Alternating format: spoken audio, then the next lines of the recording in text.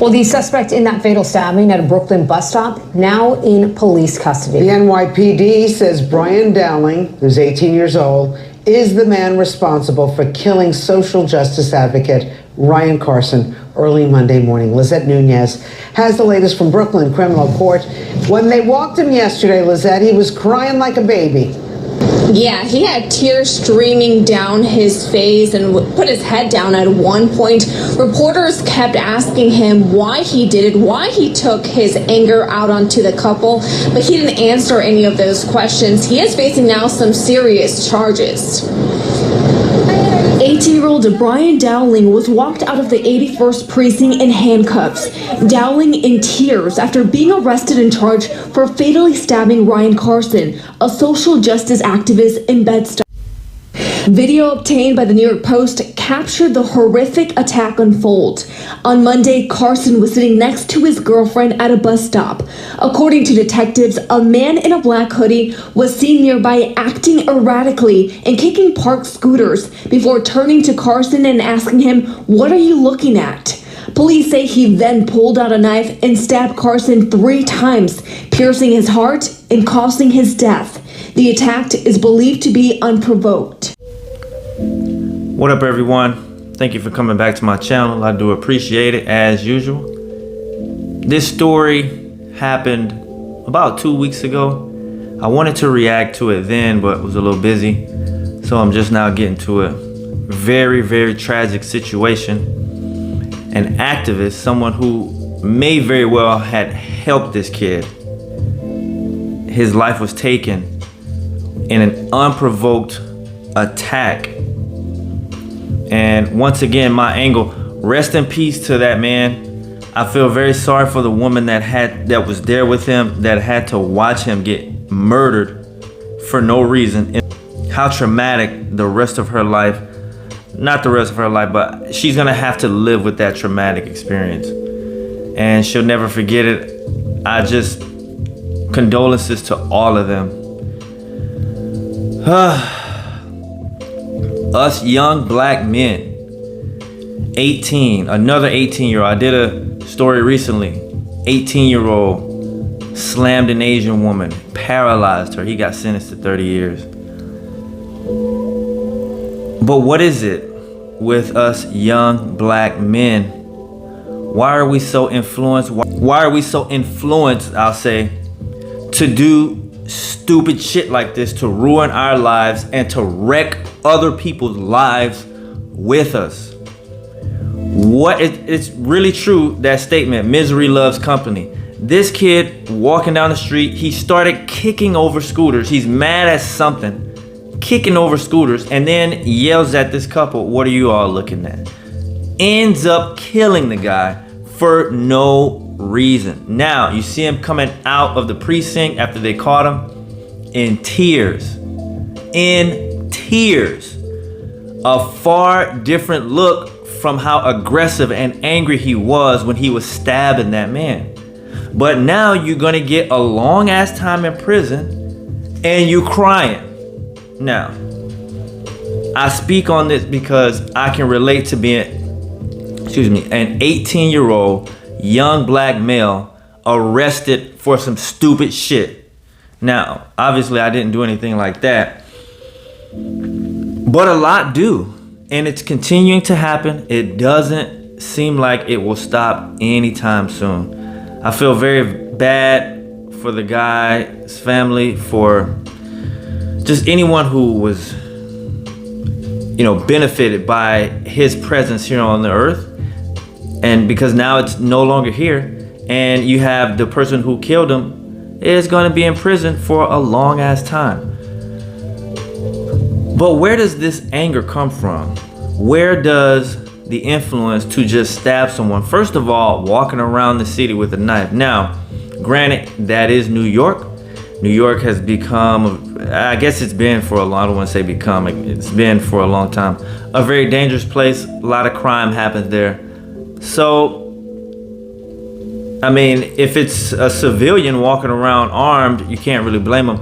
But this guy walked around with a knife and killed someone for no reason. What were you that mad at? What were you that mad at? How is it that in that moment you actually have the anger and the aggressiveness to take another person's life for absolutely no reason? His girlfriend comes over and apologizes, mentions the guy's name, which is good. They got him. He is exactly where he deserves to be. But I'm gonna be real with you all. A small part of me feels very bad for that young man, and the reason why is because he threw his life away ignorantly, and now he has to live with the consequences. Now, at the end of the video, I didn't play it, but they said he would face a minimum of 15 years, which would be a slap in the face to the family and that dead man if they only give him 15 years for that. We have to wait and see. But hopefully, I mean, we assume he's gonna get more than that. Probably somewhere closer to 30 years to life. And he deserves it. But it's just sad to see so many young black men throwing their lives away to unwarranted violence, gangs, to drugs, to all sorts of stupid shit. 18 years old. Listen, I see 18-year-olds where I work, and they are highly motivated. They are highly driven to accomplish their goals, whatever it is, be successful in life. They have good parents, live in a good area. And I guess those aspects are some of the things, some of the elements that were missing from this young man's life. We don't really know. He could have had his parents in his life for all we know. We don't know. But I would say that it's very likely that he was probably raised in a single parent home. You know the story, okay? Dad's gone, running the streets from young, caught up in violence, just idolizing and glorifying that lifestyle when you have no idea how much better the legal civilian lifestyle is, how much better it is, how much safer, how much more fun and gratifying, satisfying it is to go to work, to interact with people that you work with, to laugh, to joke, to be sad, to be mad, but to get over it and live your life and tell stories and travel. This young man now, all that's gone, he's gonna be in prison for who knows how long. He walked out crying because he realized that he fucked up, and that whatever he was mad about when he did that, he was no longer mad about. I'm sure. Whatever that shit was nothing.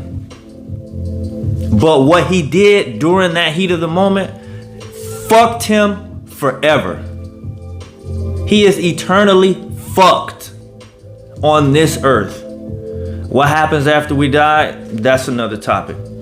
But even on this earth, eternity in prison is what he got. Or not what he got, but what he deserves and what he'll likely get. And I say that because I mean it, but I still feel bad for the young man. Just his overall life. I don't feel bad for like what he's getting because of what he did. I feel bad that his life came to this point and he wrecked another family's life. That young man, the guy's life he killed, the woman and everything. It was like a wrecking ball, just wrecked shit, his life and a bunch of other lives that were affected by the passing of that man. But what do? What's the solution? I don't know. I definitely feel like the gangster, gang, thug culture influence is a big part of it. A lot of it comes from gangster thug rap music. Now, am I blaming music for this one? No, but the influence was more than likely there. And you think about this young man's family, how embarrassed they must be to have to be in front of people that they know, who also know that their family member killed a person for no reason, just randomly. Just, oh, I'm mad. Okay, I'm taking it out on you. Why are we so emotional? Why are we, as young black men, so emotional? Why do we respond like this for nothing? Why do we want to hurt people that have not done anything to us? Why do we blame other people for our shortcomings, for our failures, for our position in life? And now, whatever he had going on, it's over. Whatever he wanted to do, it's over. His girlfriend getting fucked by somebody else right now. Everything is over. Everything for this young man is over. And he brought it on himself. And that's the sad part. That's always the worst part, is that we always do it to ourselves. I ain't gonna say always, but you know what I mean. 9 out of 10, these cases, 99 out of 100, these cases are our own actions. And then he comes out crying, feeling bad. Well, too bad. Got to be more careful. And we just have to let that be a lesson. Sometimes people have to be lessons for other people. Let this kid be a lesson for another kid, for another person. Don't be out there doing stupid shit. Don't hurt people. If anything, hurt your fucking self, okay? You'll get some sympathy, some kind of therapy or something like that. Don't hurt other people. It's no one else's fault. It's no one else's fault.